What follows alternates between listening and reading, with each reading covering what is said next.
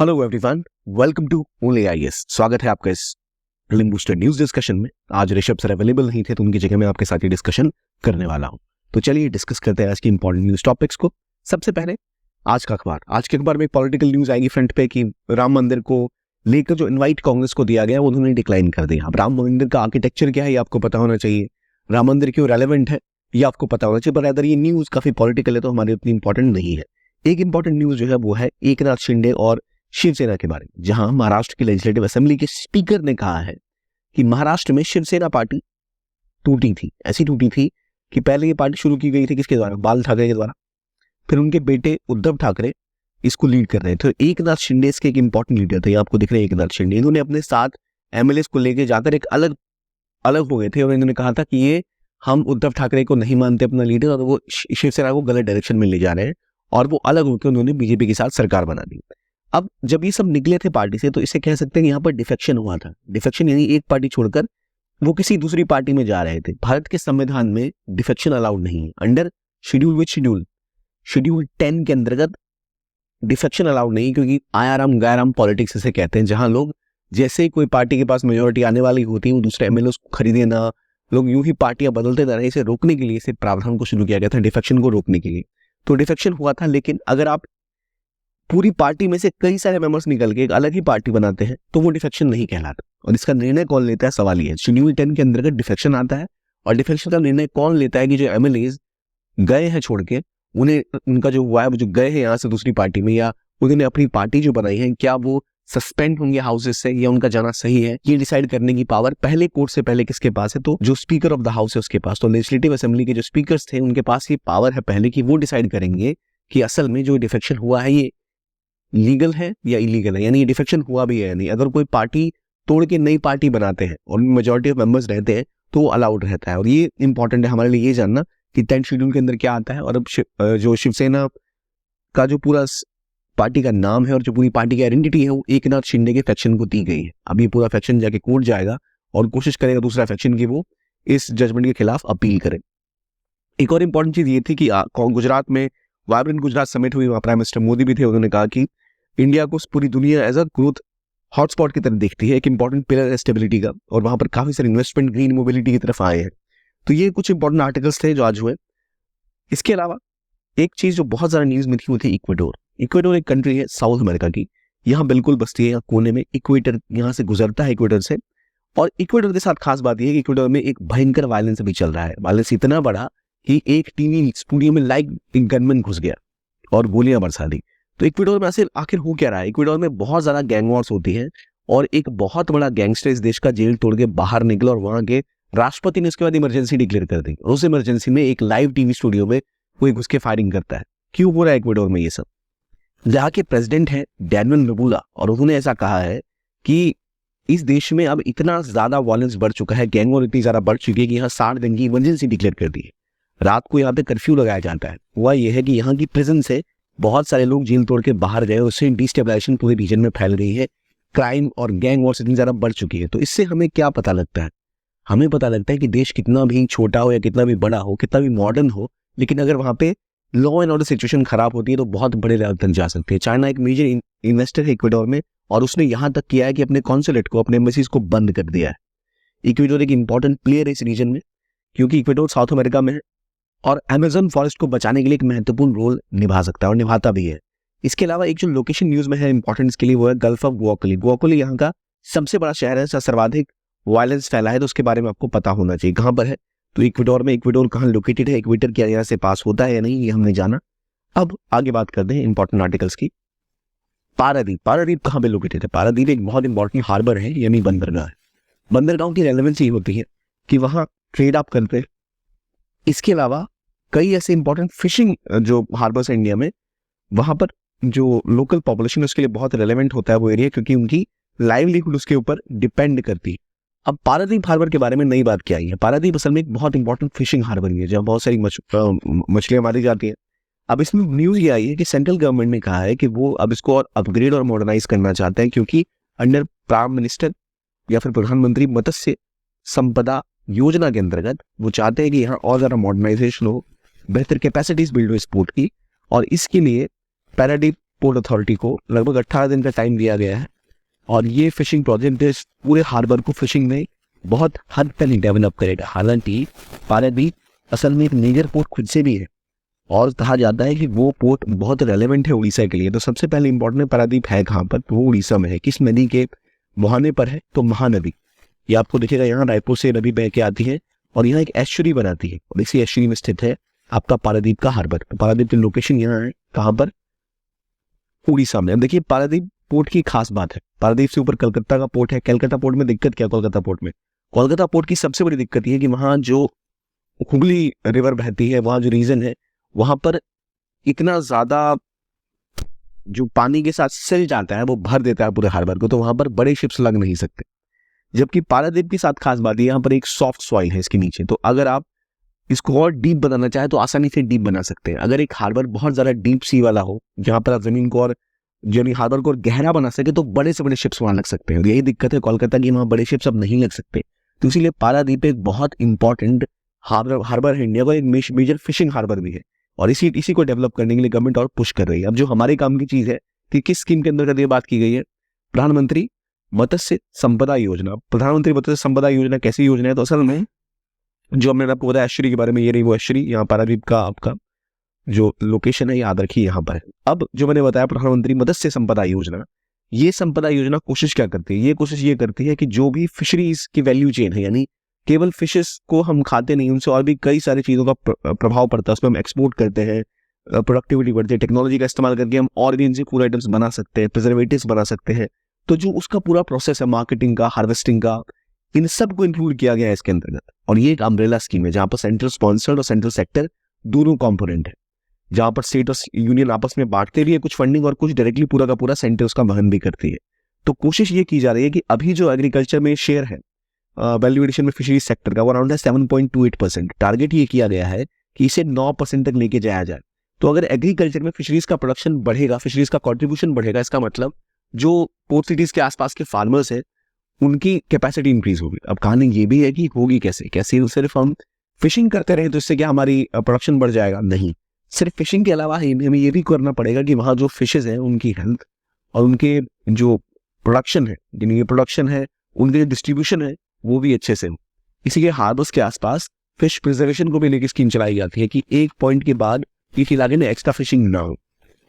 अब जो बात आती है पारादीप पोर्ट की, पारादीप पोर्ट नेचुरल पोर्ट है, डीप वाटर पोर्ट है, और क्योंकि ये आपका एक ऐसा एरिया है जहां पर सॉफ्ट अंडर वाटर सॉइल है, तो आप इसको और मॉडर्नाइजेशन के थ्रू इस एरिया की हाइजीन और यहाँ पर कैपेसिटी बढ़ाने की बात की जा रही है, इंफ्रास्ट्रक्चर फैसिलिटीज बढ़ाने की बात की जा रही है, फिश हैंडलिंग बढ़ाने की बात की जा रही है। ये एक मेजर पोर्ट है।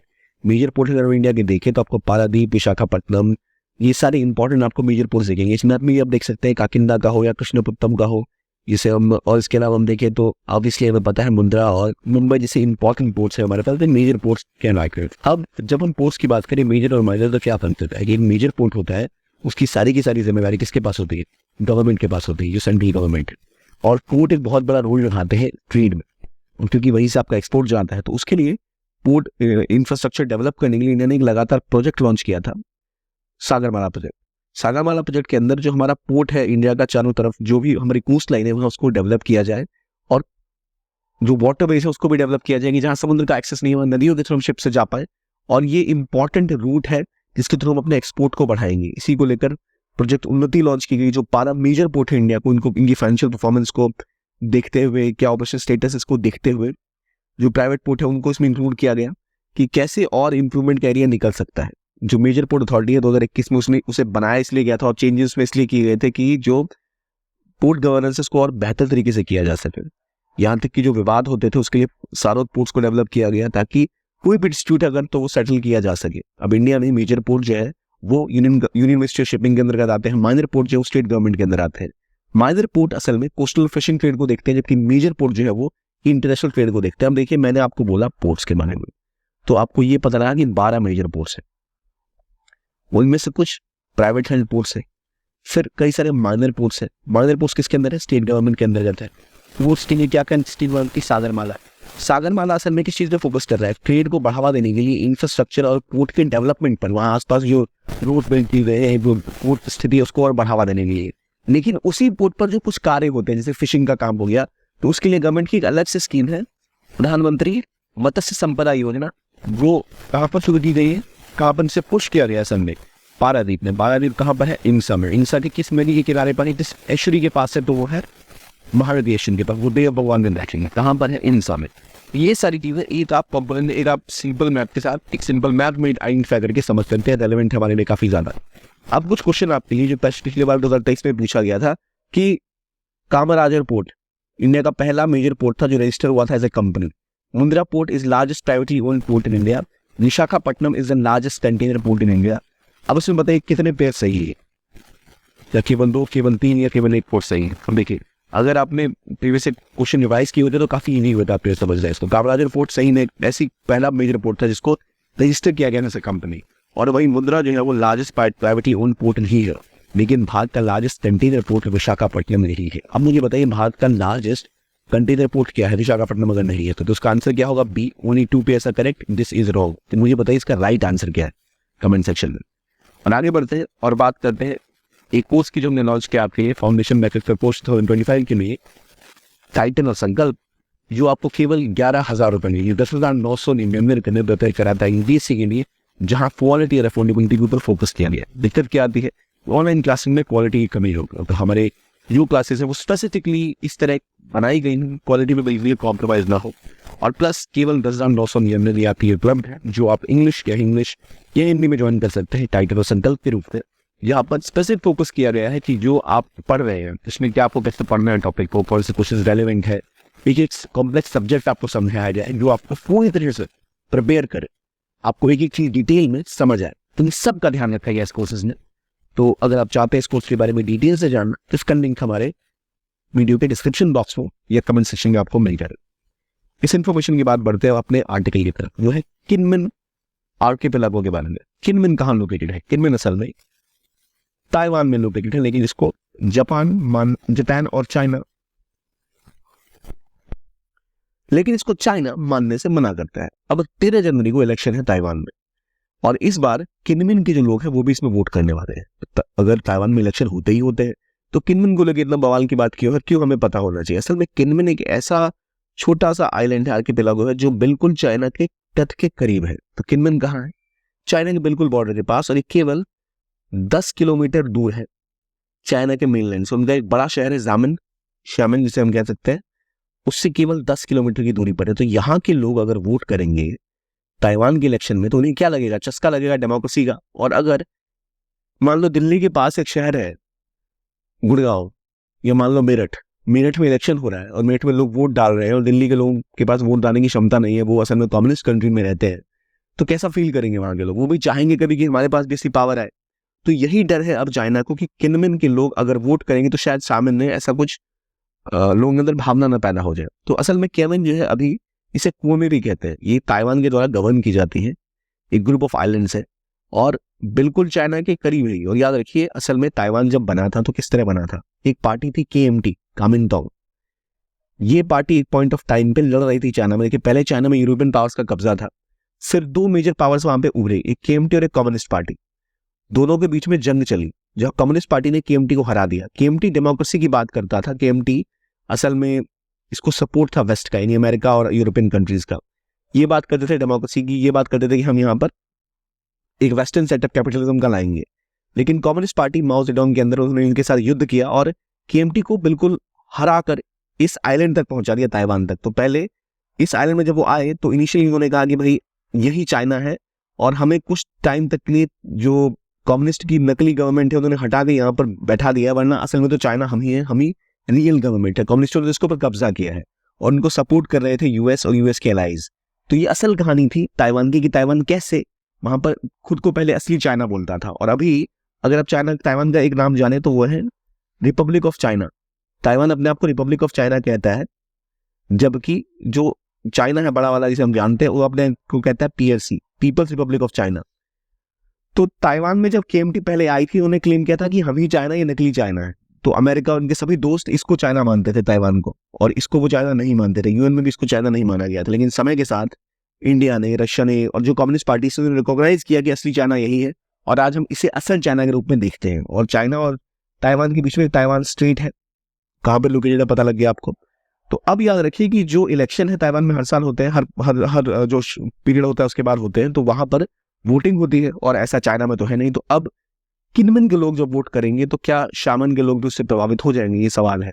तो शेमन कहां पर है? चाइना में है, चाइना के अंदर आता है किनमेन, लेकिन अभी तक, या फिर जिसे हम कहते हैं कुएं नहीं, किसके अंदर है? वो ताइवान के अंदर आता है। ठीक है, तो आप समझिए बेसिक हिस्ट्री इसकी।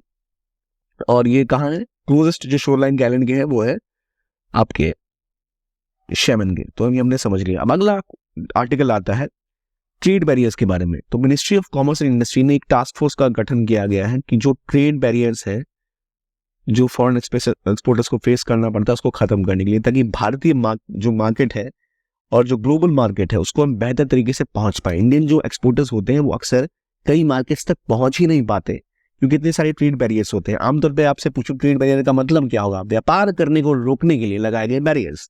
तो हम कहेंगे ट्रेड बैरियर्स कैसे हो सकते हैं? टैरिफ बैरियर आमतौर पे लगाए जाते हैं। जैसे मैं अगर इंडिया में कोई बिस्किट 10 रुपए में बेचता हूँ और उसको अमेरिका भेजना चाहता हूँ, तो मान लो मुझे उस बिस्किट को अमेरिका तक शिप में भेजने से 2 रुपए लग जाएंगे, तो मेरा बिस्किट तो 12 रुपए का बिकना चाहिए वहां, लेकिन ऐसा होता नहीं है।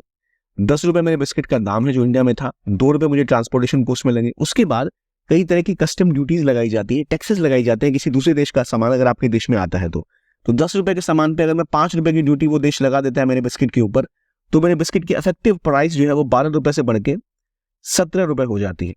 तो जो बिस्किट इंडिया में 10 रुपए का था और मैं अमेरिका में 12 या 13 रुपए का बेचता, वो अब 17 रुपए का तो मुझे कॉस्ट पड़ रहा है क्योंकि टैक्सेस लग गए हैं। तो मैं जब उसको बेचने जाऊंगा तो मैं उसको 20 रुपए का बेचूंगा कम से कम प्रॉफिट कमाने के लिए, और ओरिजिनली जो मेरा बिस्किट 10 का था वहां 20 का मिल रहा है। तो कोई उस देश में वैसा ही बिस्किट बना रहा होगा तो खुद 10 रुपए में बना लेगा, ना उसको कस्टम ड्यूटी देनी पड़ी, ना शिपिंग चार्ज देना पड़ा, तो मेरा सामान तो बिकेगा ही नहीं। तो इसलिए अगर ड्यूटीज लगाई जाती है, टैरिफ लगाया जाता है किसी इंपोर्ट के ऊपर, तो वो उन चीजों का दाम बहुत ज्यादा बढ़ा देता है और फिर उसको हैंडल करना मुश्किल हो जाता है। लेकिन इसे कहते हैं टैरिफ बैरियर्स। लेकिन इसके अलावा एक नॉन टैरिफ बैरियर्स भी होते हैं जो और खतरनाक होते हैं। जैसे यूरोपियन यूनियन क्या करता है, अक्सर इंडिया से जो एग्रीकल्चर प्रोडक्ट आने वाला होता है कहता है कि भाई इसमें पेस्टिसाइड का इस्तेमाल किया गया है, हम आपके मैंगोज को नहीं लेंगे, आपके जो एग्रीकल्चर प्रोडक्ट है वो हाइजीनिक नहीं है। अब हाइजीन क्या है उसको डिफाइन नहीं किया उन्होंने। तो कई तरह के नॉन टैरिफ बैरियर्स भी होते हैं और टेक्निकल बैरियर्स भी होते हैं, उनको भी समझना उतना ही जरूरी है जितना टैरिफ बैरियर को समझना जरूरी है। जब ये टैरिफ बैरियर होते हैं, हम कस्टम ड्यूटी लगा दे रहे हैं, तो उसके लिए कंट्रीज क्या करती है, FTA साइन कर लेती है, फ्री ट्रेड एग्रीमेंट साइन कर लिया या फिर कोई ट्रेड एग्रीमेंट साइन कर लिया, तो ये टैरिफ हट जाते हैं। लेकिन अक्सर दिक्कत तब आती है जब ट्रेड बैरियर्स होते हैं नॉन टैरिफ बैरियर्स, इसे कहते हैं NTBs या फिर टेक्निकल बैरियर्स। तो इसीलिए अब कोशिश की जा रही है टास्क फोर्स ने कि ट्रेड बैरियर्स को पहचाने, प्रोडक्ट स्टैंडर्ड्स के बारे में बताया लोगों को, कैसे आप बेहतर प्रोडक्ट बेच सकते हो ताकि आपको कोई ऐसा दिक्कत झेलना ना पड़े जहां पर बात आए नॉन टैरिफ बैरियर्स की या दिक्कतें आए इस चीज की। तो अब देखिए नॉन टैरिफ बैरियर्स होते क्या, नॉन टैरिफ मेजर्स क्या होते हैं। आमतौर पे ये इसलिए बनाए जाते हैं ताकि अगर कोई हेल्थ है आपके देश की या हाइजीन है उसको प्रोटेक्ट करने के लिए, किसी देश के सामान से अगर आपको लगे कि ये काफी खतरनाक होता है, तो डोमेस्टिक रूल्स को में कुछ आप बदलाव करते हैं कि हम इस प्रकार का ही सामान लेंगे या इतनी क्वालिटी में ही सामान को लेंगे। तो ये जैसे होंगे आपने स्टैंडर्ड लगा लिया कि इतनी क्वालिटी का सामान ही हम इंपोर्ट होने देंगे, जो हमारे इस टेस्ट को क्वालिफाई करेगा वही प्रोडक्ट यहाँ आ सकता है, हमारी शिपमेंट से पहले इंस्पेक्शन होगी, शिप अगर साफ सुथरा है तभी सामान आएगा। तो इन्हें हम कहते हैं नॉन टेक्निकल बैरियर्स। और इसके अलावा कुछ और बैरियर्स लगाए जाते हैं कि हम इतना कोटा ही एक देश से अलाउ करेंगे, इतने ही किलो सामान किसी देश से आ सकता है, सब्सिडीज जो है हमारे आपके देश की हटेगी, दाम को आपको कम करना पड़ेगा, ऐसी चीजें लगाई जाती हैं। तो ये ट्रेड में बैरियर प्रोवाइड करते हैं और इसे कहते हैं नॉन टैरिफ बैरियर्स।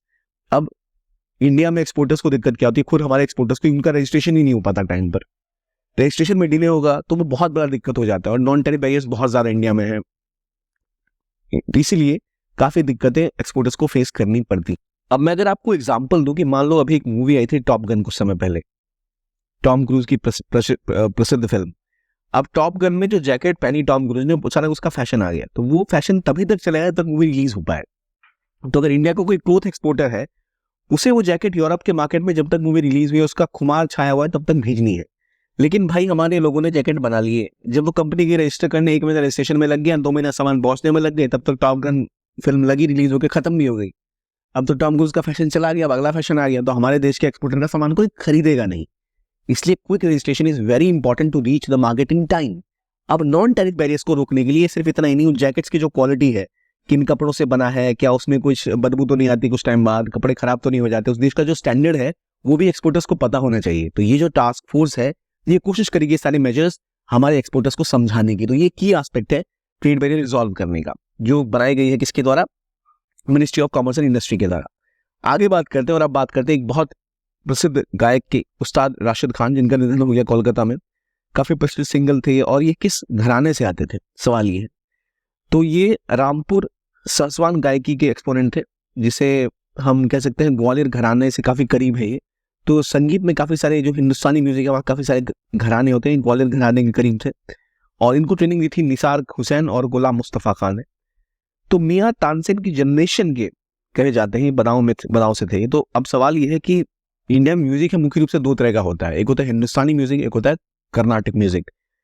अब हिंदुस्तानी म्यूजिक कैसा है कि जहाँ थोड़ा आपको ऑप्शन मिलता है, फ्रीडम मिलती है ख्याल और इन तरह के गाने गाने का। आपके पास राग जो है वो ज्यादा होते हैं, लगभग 21 से भी ज्यादा आपके पास राग होते हैं जिनमें आप इम्प्रोवाइज कर सकते हो, कुछ बदलाव कर सकते। जो इनके फिंगर्स जो सिंगिंग फीचर्स थे, इनके कई गाने फिल्मों में भी काफी प्रचलित हुए हैं, तराना को गाना और इनकी जो रेंडिशन थी काफी प्रचलित थी।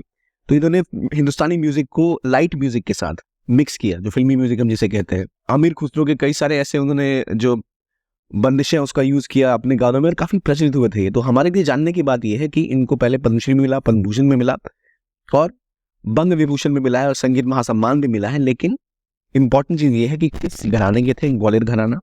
और हिंदुस्तानी म्यूजिक के प्रोपोनेंट थे। हिंदुस्तानी और कर्नाटक म्यूजिक में क्या अंतर होता है आपको पता होना चाहिए। प्लस बात की मैंने मियां तानसेन की, तो तानसेन पुरस्कार भी दिया जाता है। हिंदुस्तानी क्लासिकल म्यूजिक के सबसे बड़े म्यूजिशियन पोएट की तरह देखा जाता है तानसेन। वो किस में गाते थे, किस शैली में, ध्रुपद में गाते थे और उनकी कंपोजिशन बहुत महत्वपूर्ण हुआ करती थी। ध्रुपद में कौन गाते थे, तानसेन। अब जो मैंने बोला आपको हिंदुस्तानी म्यूजिक और कर्नाटक म्यूजिक, हिंदुस्तानी म्यूजिक और कर्नाटक म्यूजिक में फर्क ये होता है कि दोनों अलग अलग इंस्ट्रूमेंट्स का अपने साथ इस्तेमाल करते हैं। जो कर्नाटक म्यूजिक होगा वो कैसा होगा, उसमें केवल 7 ताल होंगे, यानी आपके पास इम्प्रोवाइजेशन का स्कोप कम होगा। और जो हिंदुस्तानी म्यूजिक होगा उसमें 21 ताल तक होते हैं, तो बहुत ज्यादा स्कोप होता है इम्प्रोवाइजेशन का। हिंदुस्तानी म्यूजिक जब गाया जाता है तो साथ में क्या होता है, तबला या पखवाज का इस्तेमाल किया जाता है। जो कर्नाटक म्यूजिक है उसमें जो साथ का इंस्ट्रूमेंट होता है वो होता है वीणा या मृदंगम। और इसीलिए कहा जाता है कि जो हिंदुस्तानी म्यूजिक है वह फोकस इंस्ट्रूमेंट के ऊपर भी होता है, जबकि जो कर्नाटक म्यूजिक स्टाइल है उसमें मोस्टली वोकल्स पर, आवाज पर सारा फोकस होता है। तो ताल कितने, 7 है किसमें, हिंदुस्तानी में नहीं, हिंदुस्तानी में 21 है और कर्नाटक में केवल 7 है। इसीलिए आपके पास इम्प्रोवाइजेशन का स्कोप ज्यादा है किसमें, हिंदुस्तानी में। तो मियां तानसेन की बात की किस में गाते थे, ध्रुपद राग में। तो ये हमने डिस्कस किया। अब इंडियन क्लासिकल म्यूजिक के दो जो एस्पेक्ट है, कर्नाटक हिंदुस्तानी, ये भी हमने समझ लिया। कहाँ पर प्रचलित है, कर्नाटक, कर्नाटका, आंध्र, तमिलनाडु और केरला ही साउथ ऑफ इंडिया में। बाकी में हिंदुस्तानी म्यूजिक ज्यादा प्रचलित है। यहाँ पर आपको सुगम संगीत जिसे हम कहते हैं या लाइट म्यूजिक, जो म्यूजिक फिल्मों में इस्तेमाल होता है, वो भी इसमें ज्यादा प्रभाव डालता है। इस संगीत का ज्यादा प्रभाव वहां पर है। अगला आर्टिकल बात करता है कृष्णा गोदावरी बेसिन की, जहां पर पहला ओएनजीसी ने ऑयल प्रोडक्शन स्टार्ट किया। लगभग काकिंदा कोस्ट, वहां पे याद रखिए मैंने मेंशन किया था काकिंदा कोस्ट, वहां पर एक बड़ा सा पोर्ट है, उसके 25 किलोमीटर दूर कृष्णा गोदावरी बेसिन में आखिरकार ऑयल का प्रोडक्शन स्टार्ट हो चुका है। लगभग 45,000 बैरल प्रतिदिन यहाँ से गैस निकलेगी। ये इंडिया की नेशनल गैस रिजर्व में ऑयल प्रोडक्शन में 7% का इंक्रीज करेगा और ओएनजीसी का ऑयल प्रोडक्शन 11% तक पहुंच जाएगा, नेशनल प्रोडक्शन 15% तक पहुंच जाएगा। और अगर ऐसा होता है तो भारत में इंपोर्ट्स में कमी आएगी। जितना हमारे पास खुद का गैस या ऑयल है उतनी बेहतर स्थिति में हम पहुंच पाएंगे। असल में कृष्णा गोदावरी बेसिन एक बहुत इंपॉर्टेंट बेसिन है जो आंध्र प्रदेश की जो ईस्टर्न कोस्ट है वहां पर मिलता है। और इस रीजन में जो हमें गैस और ऑयल का डिस्कवरी हुआ, ये हमारे लिए बहुत इंपॉर्टेंट है। ये असल में एक हाइड्रोकार्बन प्रोविंस कहते हैं इसको, कृष्णा गोदावरी बेसिन को, जहां पर आपको हाइड्रोकार्बन्स मिलते हैं। अब इस बेसिन में 2 तरह के जो सिस्टम देखे गए, एक है प्री ट्रैपियन और एक है पोस्ट ट्रैपियन, यानी किस समय, किस टेक्टोनिक समय में यहाँ पर ऑयल मिला और ये हाइड्रोकार्बन डेवलप हो, उसके हिसाब से इसे डिवाइड कर सकते हैं 2 हिस्सों में। अदरवाइज अलग अलग यहाँ पे डिवोशनल सिस्टम्स है जहाँ पर चीजें मिलती है। कृष्णा सिस्टम हो गया, मछलीपट्टनम का सिस्टम हो गया, गोदावरी सिस्टम हो गया। ये इतनी रेलेवेंट आपको याद करनी नहीं है, लेकिन कृष्णा गोदावरी बेसिन में क्या क्यों रेलेवेंट है ये हमें पता होगा चाहिए। क्या प्रोडक्शन ऑफ ऑयल और गैसेस हमारे लिए महत्वपूर्ण है, क्योंकि याद रखिए हर देश के कोस्ट लाइन के आसपास जरूर उन्हें ऑयल या गैस मिलती है। और इंडिया की जितनी बड़ी कोस्ट लाइन है जरूर कहीं ना कहीं गैसेस हमें और मिलेंगी अगर हम और डिस्कवरी करते रहेंगे, तो टेस्टिंग करते रहेंगे। तो अगला आर्टिकल बात करता है ministry of health and family welfare के बारे में, जहां उन्होंने ड्रग्स एंड कॉस्मेटिक रूल्स को के लिए एक शेड्यूल होता है, शेड्यूल एम, उसमें चेंजेस किए। शेड्यूल एम किससे रिलेटेड है, ड्रग्स एंड कॉस्मेटिक रूल से। क्या चेंजेस किए गए हैं, इनमें बोला गया कि भारतीय दवाओं का स्टैंडर्ड बनाया जाना चाहिए। क्वालिटी स्टैंडर्ड्स को लेकर हर कंपनी चाहे जनरिक की क्यों ना हो वो उसके ऊपर बेहतर तरीके से काम करे। जो इंडिया का ड्रग अमेंडमेंट रूल 2023 है उसको रिवाइज किया गया और एक ड्रग्स टेक्निकल एडवाइजरी बोर्ड के साथ कंसल्टेशन में ये बोला गया कि जो भी दवाइयां इंडिया में प्रोड्यूस होंगी उन्हें आप जो बेसिक स्टैंडर्ड है, जैसे हो गया आपका pharmaceutical quality system, quality risk management, product quality review, qualification और वैलिडेशन से गुजरना ही पड़ेगा। ये क्यों किया गया है? याद रखिए, कुछ भारतीय प्राइवेट कंपनीज के जो कफ सिरप्स थे उज्बेकिस्तान और कई देशों में कई बच्चों की उनसे मौत हुई थी। कहा गया था कि इनकी क्वालिटी कमजोर रहती है। इंडिया की फार्मास्यूटिकल्स कंपनीज जो है वो दुनिया पर अभी तक कब्जा नहीं कर पाई पूरी तरह से, खासतौर पर यूरोप, जापान और डेवलप मार्केट में, क्योंकि कहा जाता है कि क्वालिटी की कमी रहती है। दाम घटाने के चक्कर में क्वालिटी के साथ कॉम्प्रोमाइज कर लेते हैं। तो अब 6 महीने की डेडलाइन दी गई है स्मॉल मैन्युफैक्चरर्स को और 12 महीने की लार्ज यूनिट्स को, कि वो वर्ल्ड हेल्थ ऑर्गेनाइजेशन का जो एक गुड मैन्युफैक्चर प्रैक्टिसेस है वो एक्रेडिटेशन प्राप्त करें और अपनी क्वालिटी को बढ़ाएं, ताकि हम ये कह सकें कि हम ग्लोबल स्टैंडर्ड के हिसाब से दवाइयां बना रहे हैं। 5 नई कैटेगरीज भी ऐड की गई हैं, जिसमें sex hormones, steroids, cytotoxic substances, biological products, radio pharmaceuticals, phytopharmaceuticals को ऐड किया गया है।